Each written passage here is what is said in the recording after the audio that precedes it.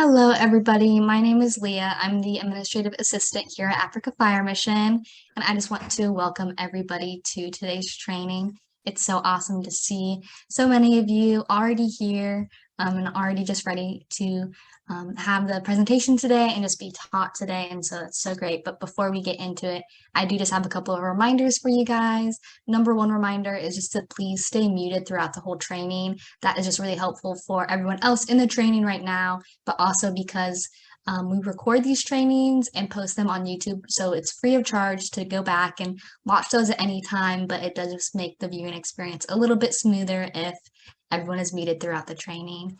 And then also, please remember that whatever name you see on your screen right now, I know some people automatically get logged on with their phone name, but the name that you see will be the name on your certificate. And so just make sure that it's the name that you want and that you will be receiving that certificate if you attend at least 70% of the training, which usually looks like 45 minutes if it's an hour-long training.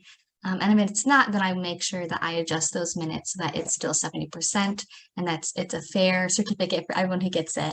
But with all that being said, I am going to pass it off to Errol right now. He has a little bit of a word of encouragement for you guys. Thanks. Hi, everyone. Hi, Leah.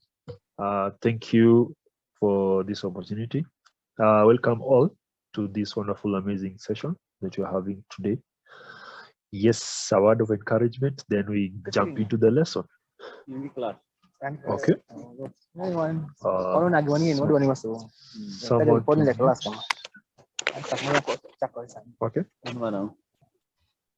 okay. Okay. So our word of encouragement for today is in a certain city, there was this caravan that was going around that they were promoting shoes.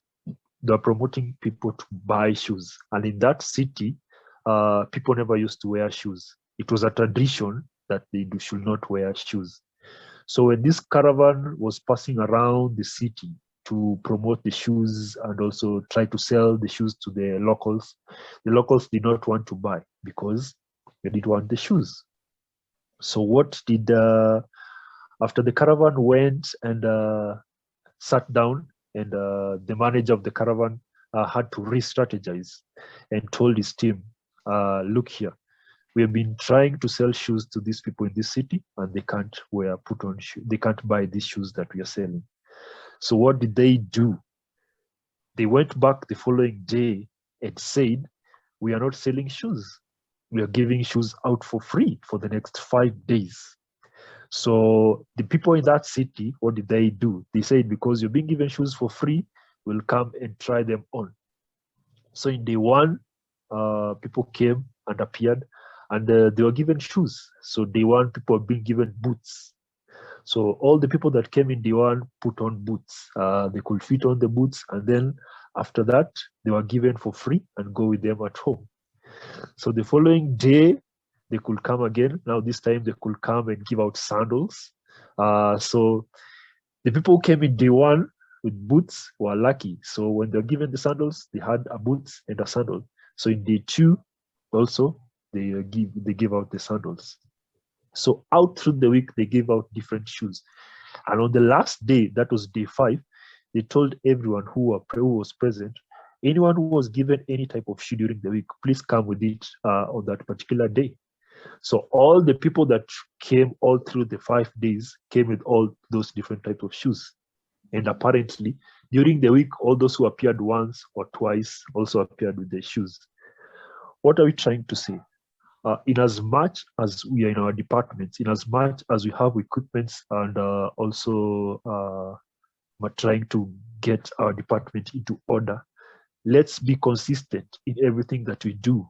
Let's put consistency in everything we do. And as you put consistency, always also document it down. Always have the energy, the zeal to do it on each and every particular day, so that all of us can grow, all of us can be on the same spot, and all of us can walk this journey of growth and development in our areas of our lives and also in our department.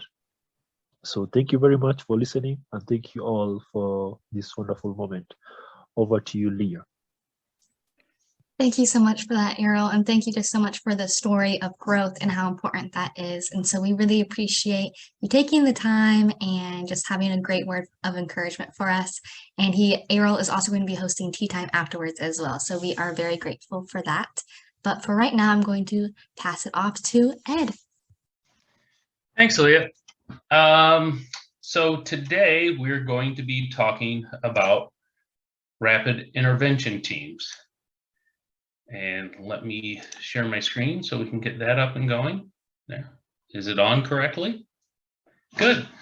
In preparing this to talk about rapid intervention teams, it's something that in the US we have taken, we take very seriously, as these rapid intervention teams are there to save us when we get in trouble. I've been involved in my area with RIT training and RIT development since the early 2000s, when it actually started to, we'll say, become more used and popular in my area. And it's called by many other teams, rapid intervention teams, RIT, RIC, FAST, firefighter assist teams. But whatever it's called, the goal is the same. And that is for a team of firefighters to be ready to go and help firefighters that are in need. And we'll actually talk, in developing this class for us today. Now, I had to think about, while there's a lot of things involved in RIT, the big part of RIT is, why do we need it? And that's what comes to when we get in trouble and we have to have a mayday and we call for help. This is any event that puts us in extreme danger, that is something we cannot handle by ourselves and get ourselves out of.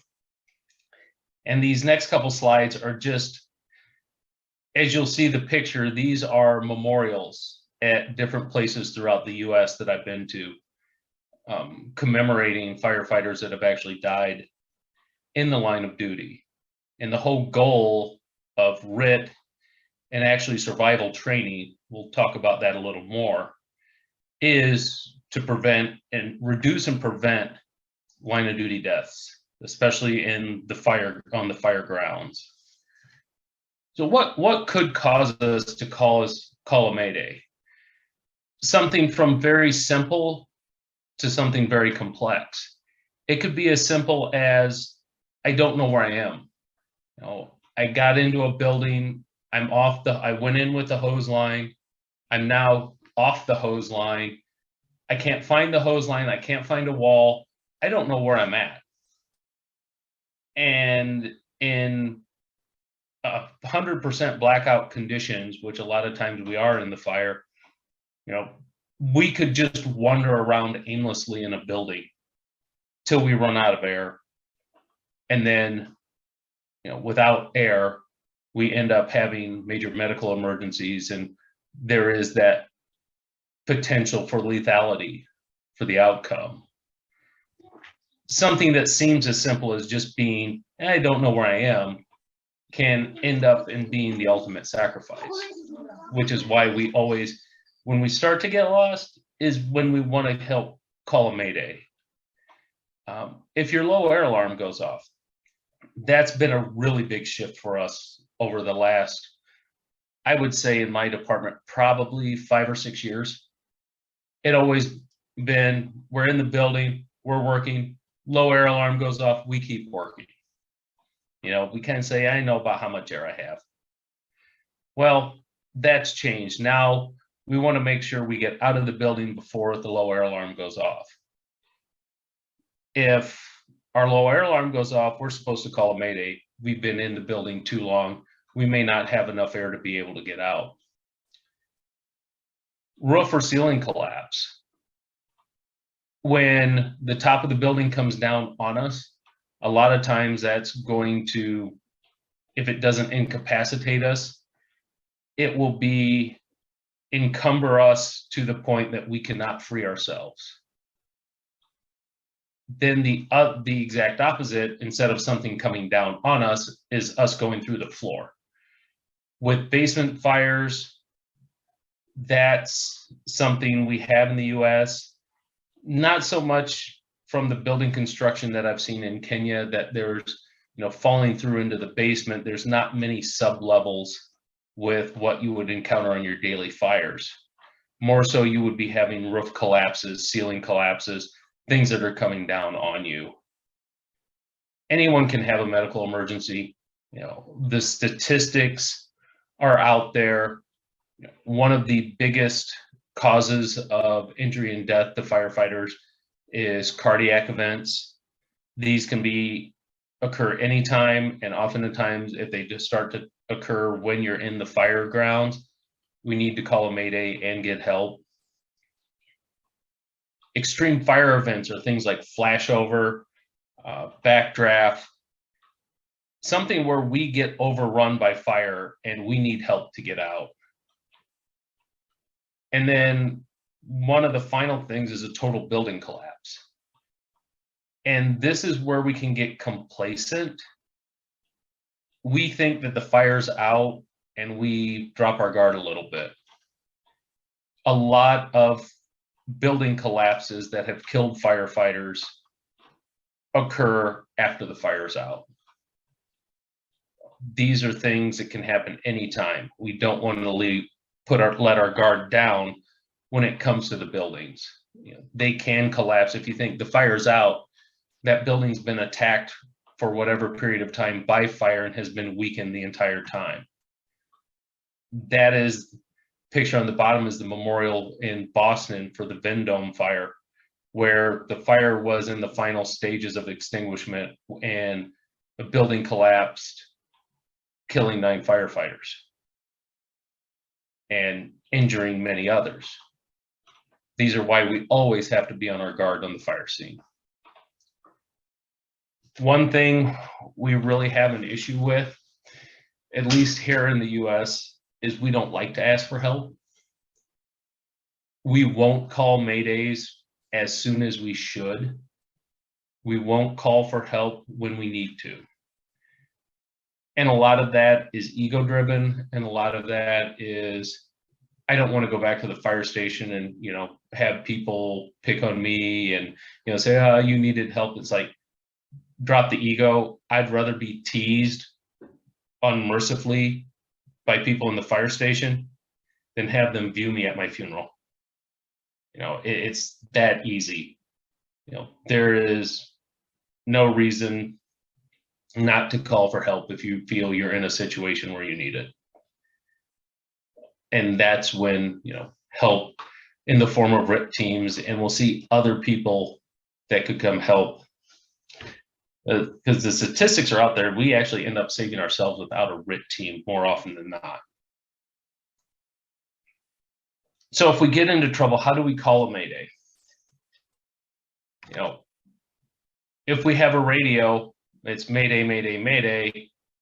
We then tell command who we are, what unit we're with, where we're at, and what do we need. And we practice that. My department will actually, once a month or so, just as training, get on the radio, get on our tactical channel, and just go through a mayday drill of how we would call it. This is one of those things that it has to be able to be automatic. Think about when you're doing this, it's going to be a very high stress. Might be thinking your life's in danger, so you may not be thinking clearly. So this has to be something we practice automatically.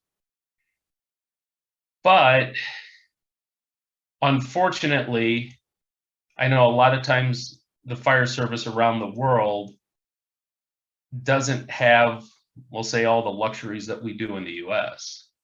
Not everybody has a radio.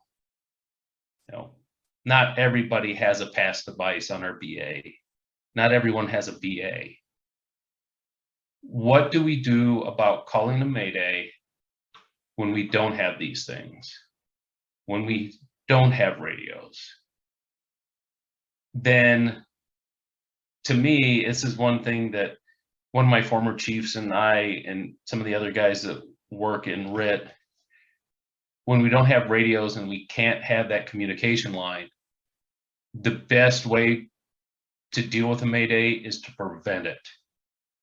And we kind of started shifting our training to be really oriented on the prevention. And it all starts with a good size up.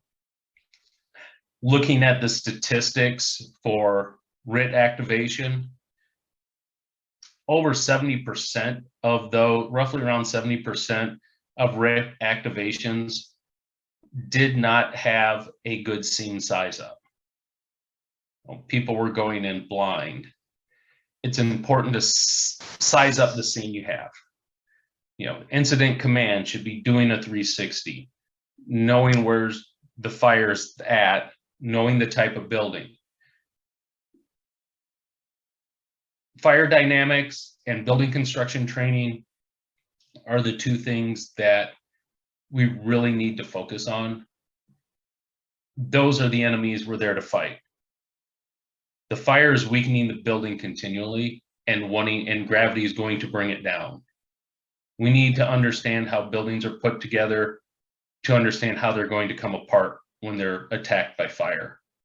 We need to know where the fire is going to go and how it's going to grow in order to keep us out of the way of where the fire is going as we attack it. You know, train, and more training.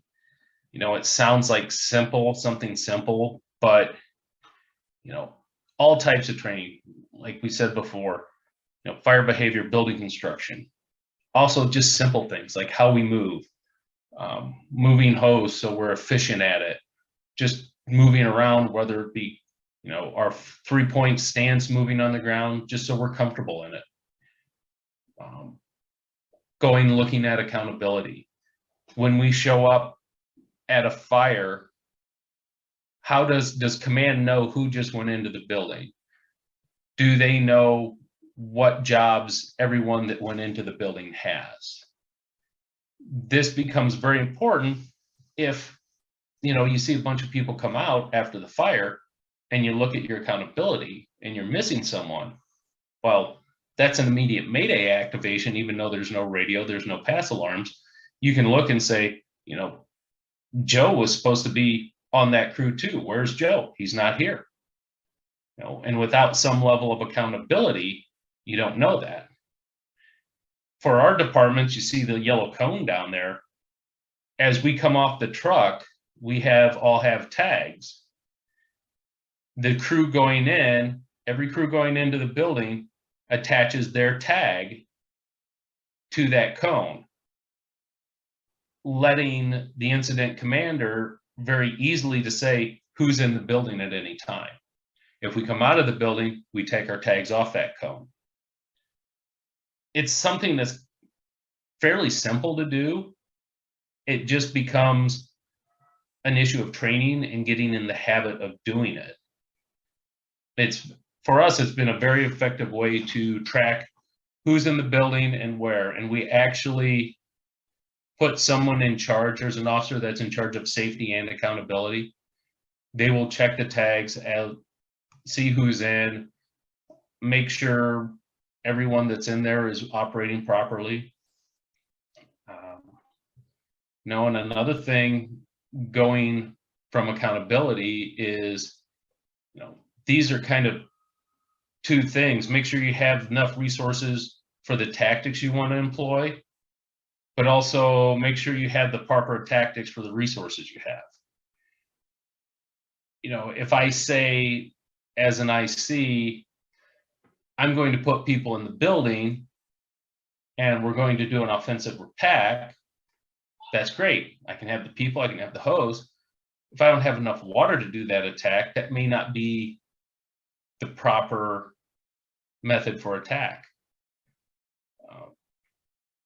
You know, maybe at those times, if I don't have enough people, instead of going interior, we do an exterior attack until the fire is knocked down, and then we can go in and put the rest of the fire out.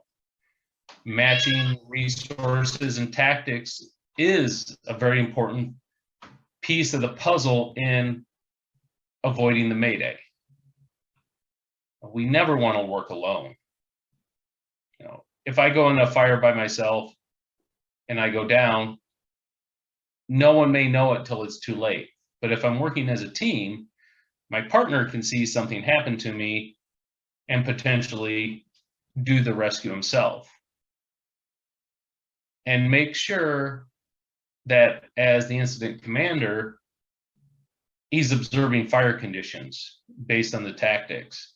You know, the thing I'm thinking about is if I'm in charge of the fire and I sent a team in for an offensive attack, and it's been 5 minutes and there's no change in fire conditions, or the fire conditions getting worse, I'm going to start thinking that maybe something happened to that team and I'm going to send people in after them. Knowing what should happen. If I put that team in, I expect a change in fire conditions. I should start seeing smoke turn from black to white with the steam generation. Should start seeing the fire go down. And if this isn't happening, that may be a clue that there's something going on that I need to check on those people and maybe get them help. Going along with our tactics side of the equation, we're going to risk a lot to save, as we say here, is risk a lot to save a lot, and risk nothing to save nothing. And we risk everything to go after a viable victim. If we know there's someone in the building that has the potential to live, if we get to them, we will go through basically the fires of hell to get to them and get them out. That's what we signed up for. That's our job. But all risks are calculated. We don't just wildly go in taking risks with reckless abandon. There's always some calculation to the risks that we're going to take and things we can do to mitigate those things as we go in, be it changing our entry point, changing some of our tactics on how we're extinguishing the fire, things like that. But, always have an out when you're going in. That's part of kind of our risk management. That, if you go in a building, okay, where's the door I came in? But also, where were the windows when I looked at the building? Where were other doors? Where are other ways that I can get out? That's another reason we always carry tools. And I would say 80% of the houses in my area, if I have tools with the construction, if something happens, I can get out of that house even if I have to go through a wall. So, that's calculating our risks, always having an out. That's one thing. You look at pilots when they fly airlines. They always have, what's my plan B if something happens, where can I land the plane? And that's kind of what we need to have as well. If something's going wrong, how do I get out? Where's my next step to go? Always have that in the back of your mind. And here's kind of one of the big, I'll say, misconceptions that the fire service has had. If something goes wrong, the RIT team will rush in valiantly and save me. Maybe. These are statistics from Project Mayday, which is an awesome website to get information on Maydays, firefighter rescues that have gone wrong, things that have gone right. If we look at it, a RIT team and all their data, a RIT team only did a rescue 8% of the time. 8%. And we'll talk about in a little bit how much time and how much manpower it took for the RIT teams to make a rescue. Probably that first line where almost half of the rescues after a Mayday was called, half the rescues were self-rescues. This comes down to your training, your knowledge, and also what you carry with you as you go into the fire. Then why we don't work alone, 24% of those rescues came from other crew members that was working with the firefighter that called the Mayday. The other 15% came from crews that were operating in the building, heard the Mayday call, went to assist that firefighter. And we'll see, if you think about it, it kind of makes sense that this happens. RIT sets up outside the building. They have to get ready and then go inside the building and find the firefighter. Most of the rescues were made by firefighters that were already in the building, heard the Mayday, and came to the assistance of the other firefighter. While RIT is important to have in place, it's more important for us to be highly trained to know what to do if we get ourselves to stay out of trouble, and how to get out of trouble if we do find ourselves in trouble. So it's more important, our training as individual firefighters, than necessarily having a highly skilled RIT crew ready to come get us. So what is actually a rescue? No, there's a lot of pictures and stuff of, dramatically pushing a firefighter out of a window and, saving them from, the perils of whatever they were in. But it could also be you setting a flashlight in the doorway, calling out to the firefighter who's lost, saying, over here, come this way, and allowing them to find their orientation and get out of the situation they were in. Or as simple as on your own, you find a window and you can get out the window. Now, one thing, sometimes our training is to our own detriment at times. When I went through my fire training, they were like, you come out the way you came in. And I would argue that point, that if I have a low air emergency or some type of air emergency that happens, I'm not going to go out the way I came in. I'm going out the closest exit, be it a different door or a window. And that's just how we should be training. It shouldn't be setting our minds up that we always have to go out the way we came in. In an emergency, you're going to go out the quickest way you can, no matter what that opening is. So that's one thing we really need to be careful, especially those of us that are trainers, is not to convey a mindset that we always come out the way we went in. Our mindset should always be that we're trying to convey is keep your crews together, work as a team. If someone has an emergency and you need to go out, everyone goes out and everyone's going out the same place. I don't care where it's at, but everyone goes out as a team. That is what we need to convey. And the biggest time for the biggest majority of our rescues are self-rescue. And that could be from, I'm lost, I call a Mayday. And after I call my Mayday, I continue to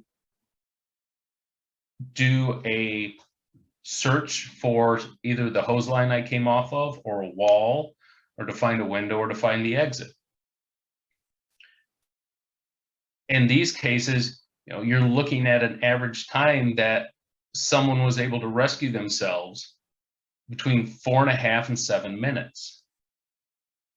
That's a good amount. That's a good rescue time for yourself. It comes down to being able to maintain calm. If you're not calm, it's going to be very difficult to self-rescue due to increased air consumption and lack of being able to focus and get orientation. Always have a good idea of where you're at. Am I on an interior wall? Am I on an exterior wall? If I lose my orientation, how can I find it? You know, some tricks are, you know, try to find if it's a concrete floor that has the lines cut in it, or even a tile floor, especially on concrete. If you find the lines and just follow one of those to keep oriented, eventually you'll run into a wall. And then you can start from there to try to orient from that point. What do you carry in your gear? You know, I carry 3 things. Some people carry, you know, a whole toolbox in their gear, which makes them bulky and hard to get around. I carry 3 things, and these 3 things were picked basically more for self-rescue. If I need to rescue myself, what is the best tools I have? I carry 40 feet of rope in my one pocket. It's on the right side of my gear. Something goes wrong in an upper story, I can wrap one end around a solid object, and I can go out and use the rest of the rope to rappel out the window. Again, this is something you can't do when, we'll say when things go bad, it shouldn't be the first time you do that. I've trained substantially on using my personal, you know, evacuation device that I can get out of a window fairly efficiently with it. I carry webbing. This not only can help me, but this is one of those things I carry that I can help rescue my partner or another firefighter that I'm with. It has many purposes, or even just a regular victim. And then finally, I carry wire cutters, like really big cable cutters that have a loop of rope on it so I can put it around my wrist and don't drop it. One of the big things where firefighters get hung up is when a ceiling comes down on them. There's wires and cables in there, gets wrapped around them, and they get tangled and they can't move. By having wire cutters, cable cutters with you, you can cut yourself out of this situation and get, most of the time, this is lightweight construction that falls on you. Is once you get out of the tangle by cutting, you can then get yourself out the rest of the way. What tools do you carry when you go in? Now, I was taught that you have 2 hands, you should be carrying 2 tools. I usually say you have 2 hands, you should be carrying 3 tools. The most important tool is the one that sits on top of your shoulders, which is your head. Your mind's the most valuable tool that you can take with you into any fire. That's your training, that's your experience, that's your knowledge. You can use these tools to get out of a bind if you find yourself in an emergency situation, and we drill on it, you know, breaching walls to be able to get through, being able to swim through walls once we breach them, low level profiles, getting through small holes with our BAs on. This is all type of training that we can do and make those holes for us to get out of a bad situation with the tools that we carry. We can also use these tools to pry and leverage any debris that's fallen on us or other firefighters that we may be helping to rescue. Probably one of the best ways to get orientation is to go through and be able to know following the hose line. This is a drill they were doing at the symposium that John did really well to teach people, if I can find the hose line, I can follow it out to get to the outside. And the one thing we know is the female coupling with the double pins to lock onto the male coupling, those are going towards the fire. So if we find those, once we find the hose and we get to a coupling, if you find the pin, you want to go in the direction of that shank or bowl of that female coupling. You don't want to go towards the male coupling because that takes you towards the fire. You want to go that rest of that smooth portion of the coupling, the longer section of the coupling. You want to go that way, which takes you away. Now, something that's important to think about when you find that hose, and this is why we go in with a charged hose line, because we know we have water then to be able to fight the fire. The other reason that it's important to go in with the charged hose line, if I grab that hose line and I know it's charged, if I come to a situation where I have a pile of hose like we see in the picture, and that hose line is charged, I know it's still in one piece and it's connected to the fire engine. Instead of swimming through all that hose, I can start pulling that hose to straighten it out and finding the direct path, compared to having to follow all of that pile of hose through, hoping that I don't get misdirected when I, feel over one and then go to grab the other one and hope I go in the right direction. If I know that hose is charged, I can start pulling it to straighten that out. If it's not charged, that tells me something happened that probably potentially burst that hose. Oftentimes that could be a fire event, which again tells me that there might be a large amount of fire between me and my exit or me and my entry point. Now I can't pull the hose straight because I know it's not connected to something. And I may also want to consider finding a different way out. If I came in with a charged hose line and now it's not charged, there could be a good chance that that hose line burst, which could be potentially due to a large fire event between me and my exit. Again, this is a training, and this is a simple training you can do at your fire department relatively easily. Throw out some hose and just follow it through until you get from point A to point B. Crew member rescue. Where we're going to rescue someone we're working with, the biggest thing is we want to stay in contact with them through all of our operation. This doesn't mean physically touching them. We've evolved in our fire service where when I started, everything was like you held onto the boot of the person in front of you. We've gotten to the point that we know that if we're in good verbal communication and we keep checking in with our crew, that's good for contact. That's staying in contact. So we stay in contact with our other crew members, maintain situational awareness, just like we do for our own self-rescue. And make sure, like I talked about the tools I carry, that the tools you carry can also be used not just to rescue yourselves, but how can they be used to rescue others? If you're on a crew that you work with all the time, it's a good thing to know what other people carry in their gear as well. Someone may carry something different than you do that may actually be, depending upon the situation, more applicable to the rescue you're trying to carry out.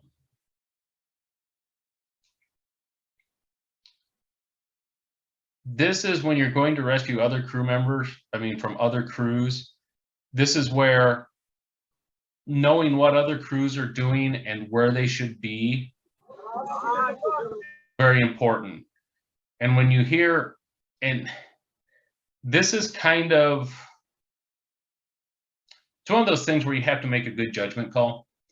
If you're at a crew doing some type of work within the fire and you hear a mayday call, everyone wants to go to help that firefighter. It's one of our brothers or sister firefighters. We're there to help them.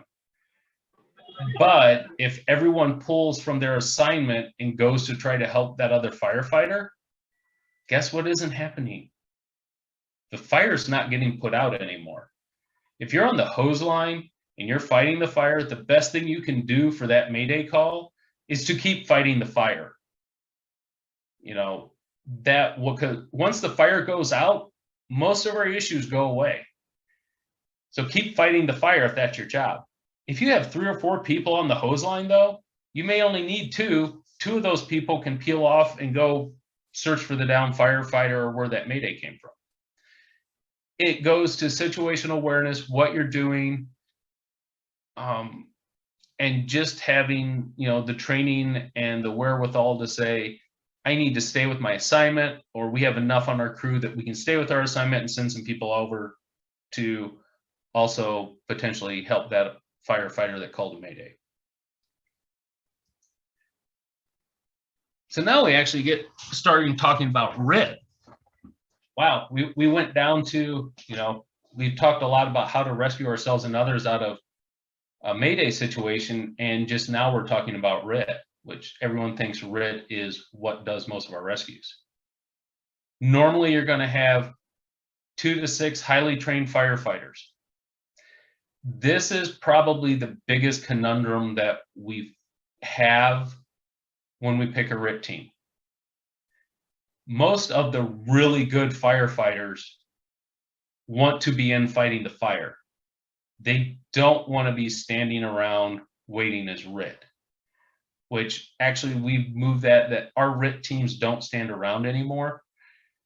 They usually will stay in radio contact, and they will be going around throwing ladders, making exits usable in the building. So we call that softening the building, either by cutting window bars, forcing doors and then closing them again so that they're not locked, but they're closed as far as to maintain the flow paths for the fire.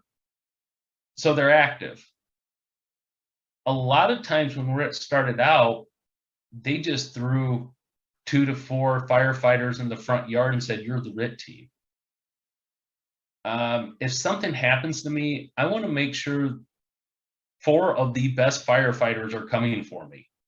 I don't want guys that are standing on the front lawn just to check off a command box.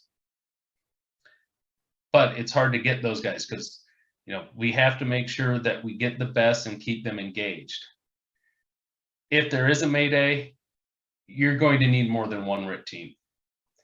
The studies have shown that usually it's 12 to 15 rescuers take over 20 minutes to effect a rescue.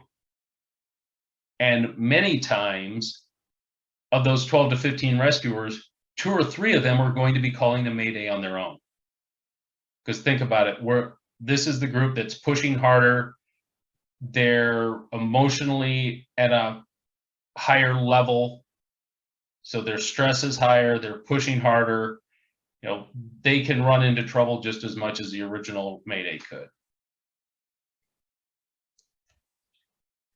Look at the tools we carry for our RIT teams. Our head's the first one. Again, training, knowledge, experience. Hand tools. We want torches with us so we'll be able to see if we can have a radio, if we could have a thermal imager, additional BAs, ladder, stokes, stretcher, all sorts of tools that we should have at the ready, but only take what the situation needs. I'm not going to go, the R in RIT is rapid. If I only need a search rope and a Halligan to go in there and find the person and potentially get them out, because if they just said they're disoriented, I'm going to take a search rope, which orients me, and then a thermal imager and a hand tool, like a Halligan. That's all I'm going to take. If they report that the roof fell down on them, then I'm going to be taking stokes, saws, bigger tools like that. If they went through the floor, like we saw over here, we're going through a window with a ladder. Have all the tools ready, but use the Mayday report to decide what you're actually going to take with you.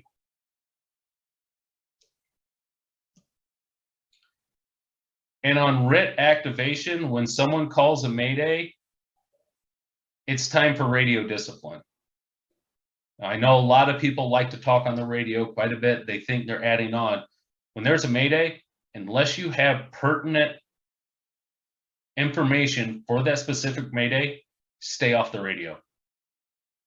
The priority on the radio during a Mayday is the person calling the Mayday and the RIT commander. There should be a separate officer for RIT. It is too overwhelming for an incident commander to try to run a scene and still effectively manage the RIT operation. Those need to be two separate officers doing that. Because one of the most important things to happen during a RIT activation is that all the other fireground operations are still going on. We still need to control the fire. We still need to look for victims.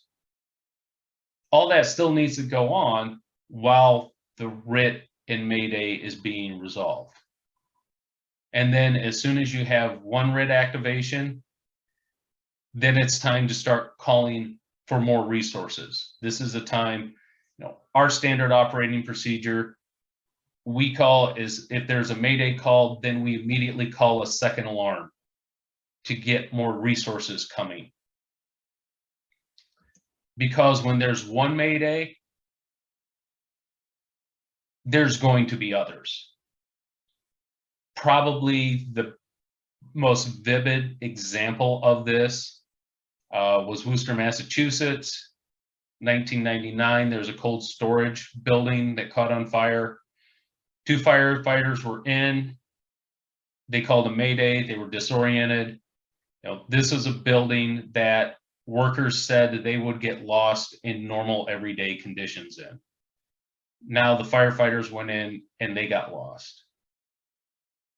4 rescuers went in too, and they perished. So we had a total of 6 lives lost. There was one thing that saved more people from getting killed that day. Is the chief in charge of that incident finally got up and literally stood in the doorway and said, enough. We've lost 6, we're not losing any more tonight. Because the guys, and they literally wanted to push that chief out of the way and go in and try to rescue their brothers. But the chief had the wherewithal. So if you get one Mayday and one RIT activation, you need to be prepared for the next ones that are going to be coming. Because they will come in that incident. So just be aware to have resources available. And again, if we look at the resources we have and we potentially can't staff RIT operations, we wouldn't have enough to have effective firefighter rescue. Maybe we need to look at our tactics and stay defensive. Not to say we can't have issues being defensive. Buildings do collapse, even in defensive operations, and need Mayday and RIT teams. But again, we need to make sure the tactics we're choosing in our fire operations match the resources that we have and that we can bring to the scene.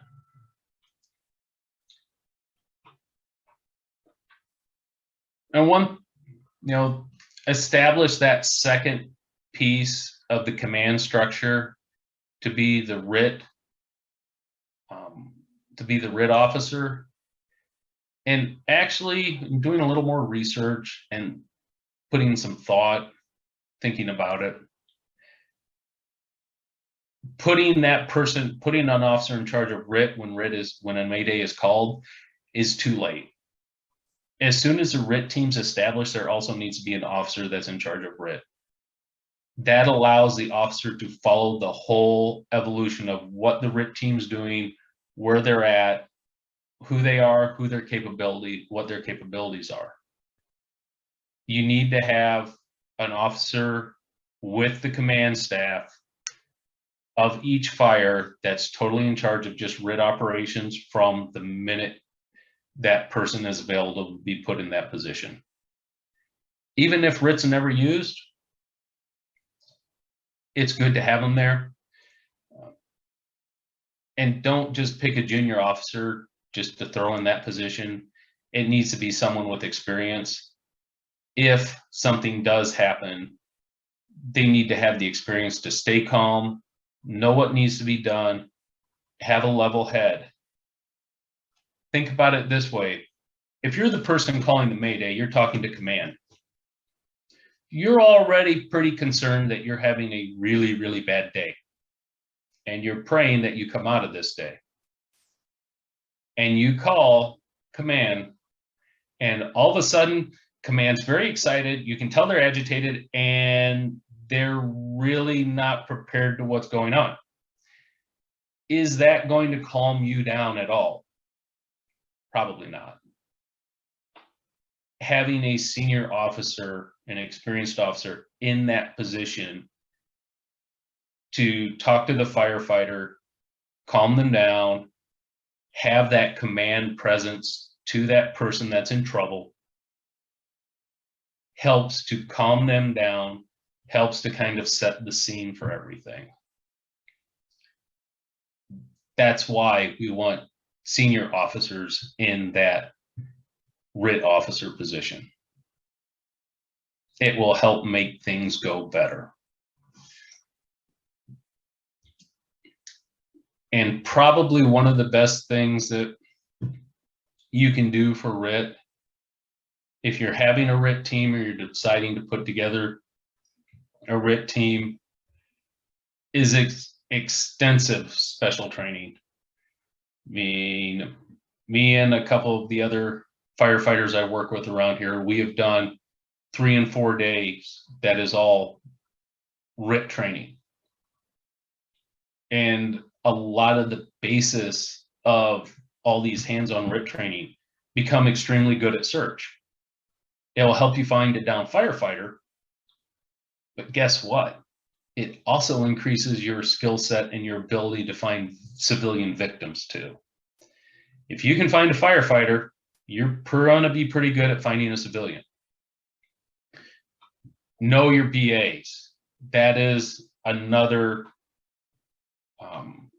core of our teaching when we do hands-on. We'll take a BA apart, blindfold somebody, and have them put it back together and see how fast they can go from the BA totally apart to breathing air off of it.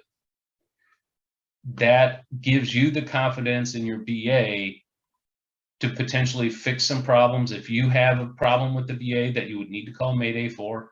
And also, as a RIT team, when you show up to someone, being able to diagnose and rectify problems that people could be having with their BA. Then we do a lot of special drills in it. That's Nance drill is named for a Columbus firefighter that died when he fell through the floor in a large commercial building. This is, teaches us different ways to get firefighters up out of a hole from a lower floor. Denver drill comes from Denver lost a firefighter that was in a long, narrow hallway with an elevated window, which I need to learn how to spell window. And it took them hours to get this firefighter out, and he perished.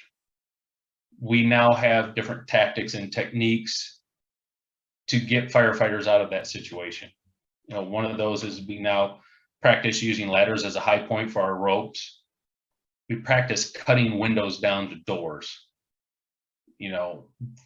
Think about how much, if you're a fully geared firefighter and you're lost in a building, you have probably 20 kilos of extra weight with your gear.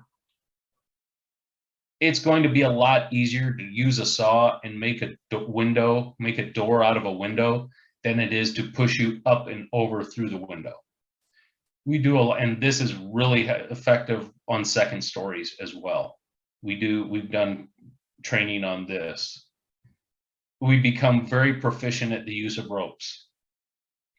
And this isn't like even ropes in a technical rescues type of scenario. This is just being able to tie knots, your basic knots, with fire gloves on, in total darkness, to allow you to tie figures eights to hook on to firefighters, handcuff knots to be able to secure their wrists and pull them up, just being able to be proficient with ropes and getting different quick systems rigged to be able to help get firefighters out with less work on your part. And finally, just be prepared. And that preparedness is the training, both the hands-on physicality of how are we going to get a firefighter moved to either a window to get them out or pull them all the way out of a door. How can we help maintain our own orientation so we don't get lost, and to limit the potential for our maydays? Practice as command.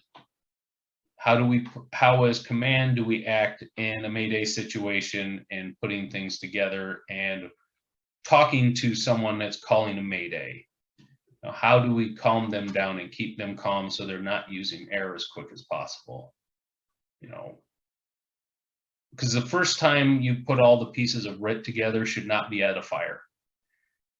You will experience failure if the first time you're doing, you know, all the RIT type of drills and tactics and command structure.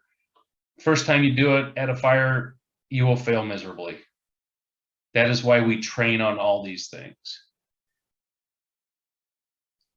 And the biggest thing is train yourself to have that situational awareness, know fire dynamics, know building construction, and really work hard to prevent the mayday.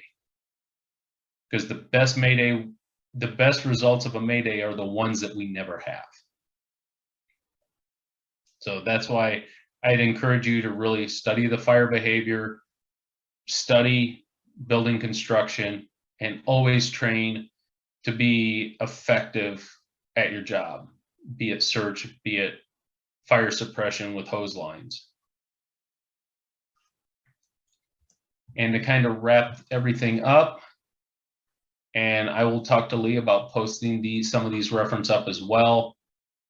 ProjectMayday.org is a nonprofit that gathers a bunch of information on Mayday calls, RIT activations, and together, you know, what's kind of getting the statistics to tell us what's working and what not. NIOSH reports, line of duty death reports, kind of tells what our failure points were in operations. That, you know, and two of the big failure points are communications and accountability. Those are big things that always show up in a NIOSH report. The Southwest Supermarket Fire Report, that was the line of duty death in Arizona that then precipitated a vast amount of research on the effectiveness of RIT teams. It's just like that one there, and that particular incident, there were 14 RIT teams put into operations to rescue one firefighter. During that time, there were 8 additional maydays called. This really got us into the idea that rapid intervention is not necessarily rapid. From the Charleston Superstar Fire Report, and probably one of the best ones is the FEMA report on how not to need a rapid intervention team. You know, goes down to what type of training, what type of awareness and skills we need, and tactics we need to use to prevent maydays from occurring. With that, I appreciate your attention for this class, and I will be around to answer any questions, and I'll probably be sticking around through tea time as well. Earl? Awesome. Thank you so much for that, Ed. And thank you so much for, as you just said, that you're going to stick around for a little bit and join us for tea time. That's something that we really appreciate. Just gives everyone a good chance to ask those questions. And so I want to thank you for that. And right before we hop into tea time, I just want to close things out with the reminder that I will be sending certificates out later today. Today for me, it might end up being tomorrow morning for you. I know we were all on different time schedules, but you'll be getting those certificates soon. And also just that I will be sending an evaluation out in just a moment during the beginning of tea time. And if you could fill that out, we would really appreciate that. And I also took a picture of that ending reference slide. And so in the beginning of tea time, I will work on just going to those links, and I can send you guys some of those links in the chat, as well as we are working on a good place to post some of this material. Our website has been acting. Sorry, I muted myself there for a second. Our website has been acting a little funky with certain things, and so we are still just trying to get that up and running. And so I want to thank you all for your patience, but we will be fixing that really soon, and then we will be posting all the slides as usual. And so with all of that being said, I am going to pass it off to Errol, and you guys can have tea time. Bye-bye.